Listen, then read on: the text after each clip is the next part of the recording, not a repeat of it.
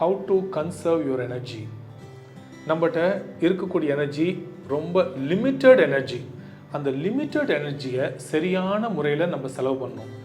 என்ன மாதிரியான வகையில் செலவு பண்ணணும் அப்படின்னா, நம்ம என்ன பண்ணுனா நமக்கு உற்சாகம் ஏற்படுமோ, என்ன பண்ணால் நம்ம எனர்ஜி சார்ஜ் ஆகுமோ அந்த மாதிரியான விஷயங்கள் பண்ணணும். அந்த மாதிரியான நண்பர்கள்ட்ட பேசணும், அந்த மாதிரியான புத்தகங்கள் படிக்கணும், அந்த மாதிரியான வீடியோஸை பார்க்கணும். இப்படி நம்ம பண்ணும் பொழுது நமக்கு எனர்ஜி கிடைக்கும். இன்னொரு வழி இருக்குது, என்னன்னு கேட்டிங்கன்னா, நம்மை நாமே ஹீல் பண்ணிக்கிறதும் நம்மை நாமே எனர்ஜைஸ் பண்ணிக்கிறதும் த்ரூ த மெடிடேஷன். எனக்கு மெடிடேஷன் அந்த தாட் வந்துக்கிட்டே இருக்குது, கண்ட்ரோல் ஆக மாட்டேங்குதுன்னா, ஜஸ்ட் கண்ணை மூடி 20 நிமிஷம் உங்கள் மூச்சை மட்டும் கவனிங்க. அது போதுமானது. இதுலேயே நீங்கள் எனர்ஜைஸ் ஆகிட முடியும்.